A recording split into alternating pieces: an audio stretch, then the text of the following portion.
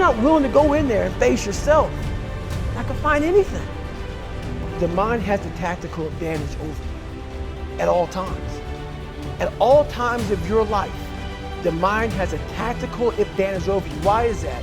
It knows what you're afraid of. It knows your insecurities. It knows your deep, dark lies. And it starts to push you away from that. It pushes you in a direction that is comfortable. The mind controls everything.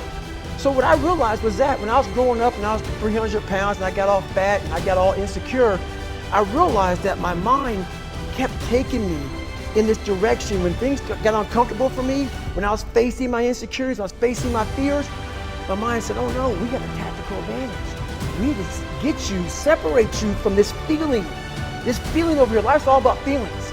We want the happy feeling. We don't want that feeling of this sucks. If in that moment, you can answer those up questions and you are now in charge of your brain versus your brain ruling you, that's where all that stuff comes from. So the 40% rule is all of that. You get to 40%, your brain says, we're done. Let's roll, man. This is starting to get painful. This is uncomfortable. So you sit down. It's a habit.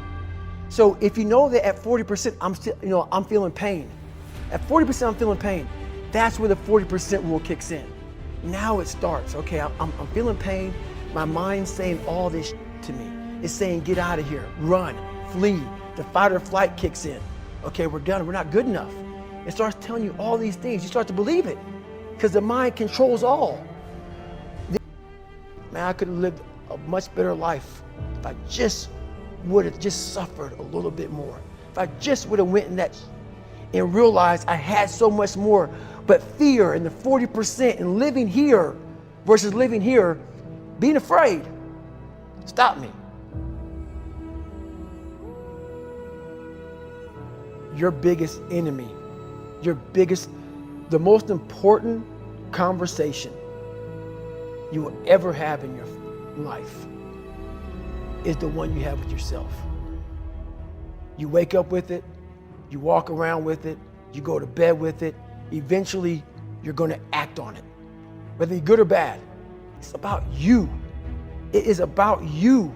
It's strictly about you finding who you are. So many people die, live 100 years, never fucking know who they are.